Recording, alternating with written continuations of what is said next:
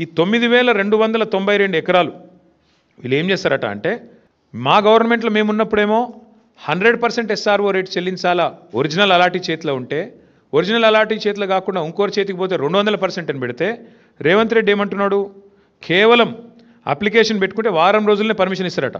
ఏది టీఎస్ ఐపాస్ లెక్క, అర్జెంటుగా డబ్బులు కావాలి కాబట్టి, అర్జెంటుగా లూట్ చేయాలి కాబట్టి వారం రోజుల్లో పర్మిషన్, మరొక వారం రోజుల్లో స్పెషల్ సిఎస్ ఆధ్వర్యంలో కమిటీ అప్రూవల్, మరొక వారం రోజుల్లో ఫీజు డిమాండ్ నోటీస్, 45 రోజుల్లో మొత్తం ప్రక్రియ పూర్తి.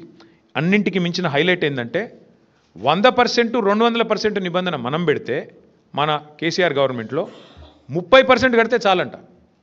ఎంత హైలైట్ అంటే 30% చాలంటే, ఏది 30% ఎస్ఆర్ఓ విలువ. ఉదాహరణకి మీకు ఎగ్జాంపుల్ చెప్తాను. అజామాబాద్లో ప్రస్తుతం ఎస్ఆర్ఓ విలువ, ఎస్ఆర్ఓ వాల్యుయేషన్ 32,000 రూపాయలు ఉంది. కానీ అక్కడ మార్కెట్లో 150,000 ఉంటుంది. యాజ్ ఇట్ ఈస్ 5 రెట్ల తేడా ఉంటుంది.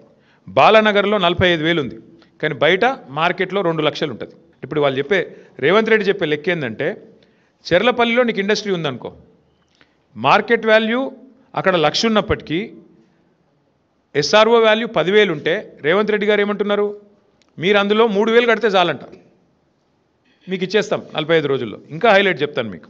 ఉదాహరణకి అంటే కేసీఆర్ ప్రభుత్వంలో అజామాబాద్లో మీకు ఈ ల్యాండ్ మీకు ఉంటే, మీరు దాన్ని రెగ్యులరైజ్ చేసుకోవాలంటే మీరు 32,000 అక్కడ మార్కెట్ ఎస్ఆర్ఓ వాల్యూ ఉంటే, మీరు చేతులు కింద మారింటే 64,000 కట్టాలని మనం పెట్టినాం. ఇప్పుడు రేవంత్ రెడ్డి గారు ఏమంటున్నారు తెలుసా, 32,000 వాల్యూ ఉంటే ఎస్ఆర్ఓది, కేవలం 10-11,000 కడితే చాలు, మీకు ఇచ్చేస్తాం, మీరు తీసేసుకోండి.